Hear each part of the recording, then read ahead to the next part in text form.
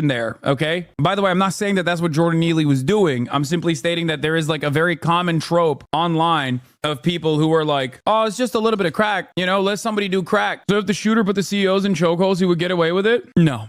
While the CEO in that circumstance has a lot more kills under his belt, the reality of the matter is society does not view the CEO as someone engaging in an act of killing at all, because the murder in that circumstance is socialized, social murder. A scary homeless person exhibiting a mental health episode, that is way scarier than a guy who has serialized and systematized the process of murder by way of, you know, seeking out better profit margins year over year by simply killing people, by denying their coverage, by relegating them to medical bankruptcy, a life of medical debt. That's just the way we interpret it. Yeah, the drug addict is seen as a not human, and therefore it is not murder, it's purification and cleansing. That is the unfortunate reality of the way that we interpret homeless people in this country. Homeless people are automatically considered drug addicts. You know, whether they are or not doesn't matter. They're automatically seen as criminals. Whether they are or not doesn't matter. That's just the way that we interpret homeless people, as an aberration that must be excised violently. And in this circumstance, Daniel Penny did just that, and he was not punished for that. This means that our legal system will show, even in a place as blue as New York City, that yeah, if you kill a homeless person that is like very clearly exhibiting mental health crisis, there is no mechanism of apprehension there that is, you know, more meaningful, trying to engage in de-escalation or trying to even examine why this person got to this point that they're in. Jordan Neely specifically got to this point that they're in.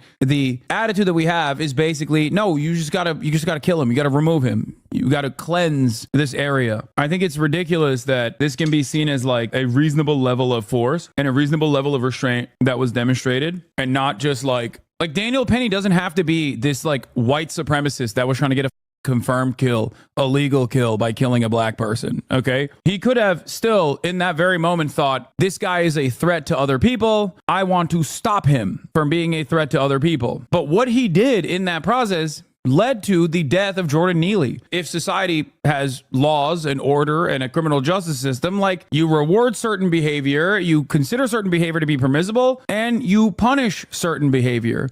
And in this circumstance, in my opinion, this was behavior that was worthy of some semblance of punishment so that people don't think that they can take matters in their own hands in a similar fashion. They were also asked about their experiences with mental illness and homelessness.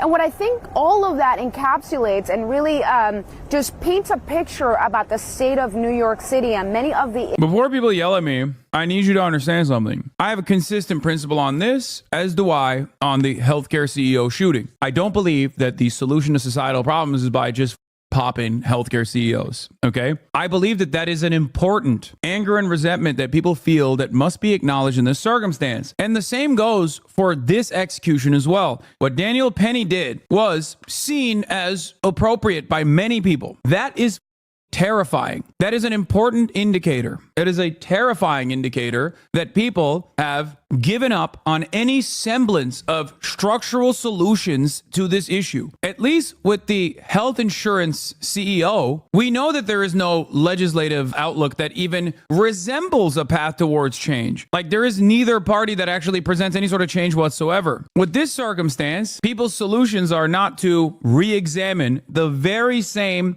structural hurdles that place them significantly closer to being Jordan Neely than an Elon Musk. Because after all, every single person in this chat, myself included, regardless of my financial success, are far closer to being homeless than we are to being Elon Musk. Ironically enough, one bad medical situation and you will find yourself on the streets. And the reality of the matter is, although that is the truth, many people do not see it that way. And they simply look at homeless people and go, oh, gross. Like I already have all these societal pressures that I have to deal with. And now there's a weird person that smells bad, that is like around me and being a nuisance and maybe even behaving in a way that is scary. So how will that person be dealt with? Let us not look at the ways in which Jordan Neely's personal journey led him to be permanently in the crosshairs of the criminal justice system, in and out of jail over and over again, no future prospects whatsoever, you know, and people still apply blanket statements like this. Look, is that the criminal with a record of 40 plus crimes? Do you know what those crimes were, brother? You know, there's like, they pad the stats, right? Especially if you're poor. The point I'm trying to make is that you are closer to being him than you are to even, you know, being the CEO of United Healthcare.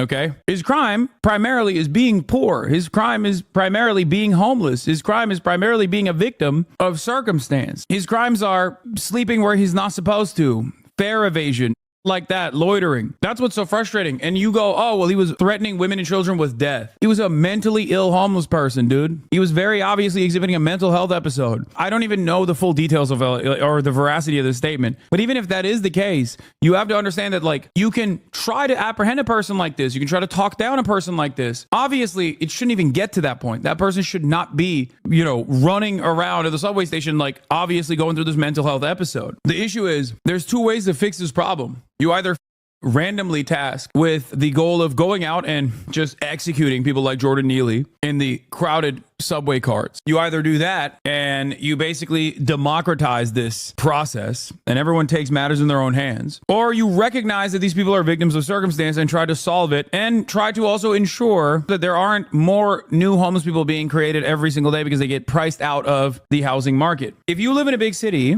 and I do, you have been in a situation where you have been fearful of your safety in the presence of a homeless person.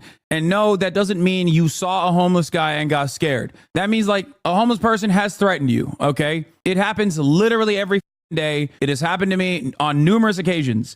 Now, of course, I'm a big dude. I'm a guy. I'm 6'4". I'm jacked. So the threat does not actually carry the same weight as, like, if you are a tinier person or you have a hard time defending yourself. Like, I understand that. I understand the very real fear that someone exhibit in that moment. And my solution in that moment isn't even to say, like, well, analyze the conditions and how this person got there. I'm not expecting you to do that. But even if there are methods of, restraint or methods of talking someone down, talking to them as a human being and trying to de-escalate, those are the methods that should be applied.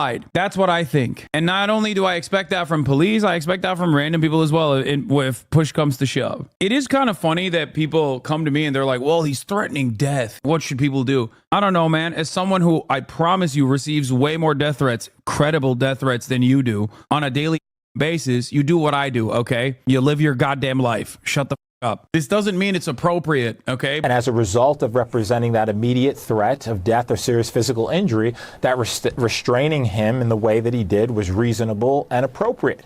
And so that was the one issue. I think the second issue was the dealing with the causation. What does causation mean? It means that the prosecution had to establish that he caused, that is the defendant in this case, Mr. Perry, the death of Jordan Neely. And there was really dispute on the medical evidence. On the one hand, you had the prosecutor's medical examiner saying, in fact, it was the chokehold that caused it.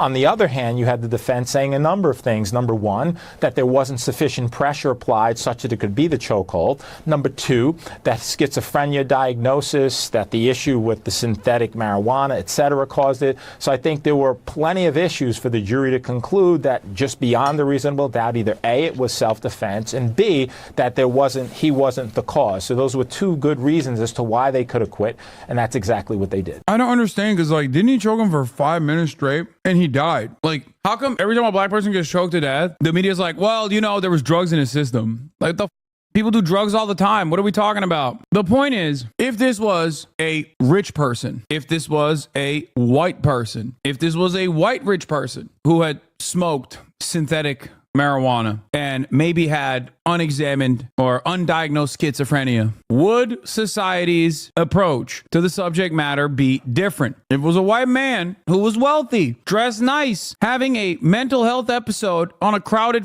subway station, and somebody choked them to death. Let's say a black man choked him to death. I don't believe that people would approach the situation in the same way. I think that he would get the book thrown at him. My point is, I think personally that the standard for killing a human being, for taking another human being's life, should be unimaginably high for someone who is of a police background, and even higher for, like, the random citizen. I mean, just unimaginably high for both. The point is, you can't let people get away with just, like, murking people, okay? You are setting a very dangerous precedent. You're like, no, it's open season. And the worst part about this is, like, deterrence, right? If your expectation is like, well, this creates a deterrence for people to act out on the subway stations, you think the motherfucker that's going through a mental health episode gives a about the legal precedent set forth by Daniel Penny? If he's going through a schizophrenic attack, he's gonna do it regardless. Like, that's not stopping people. You know what I mean? This is simply just giving you a little bit of happiness in this moment because you're like, oh, these criminal nuisances that are consistently around me on my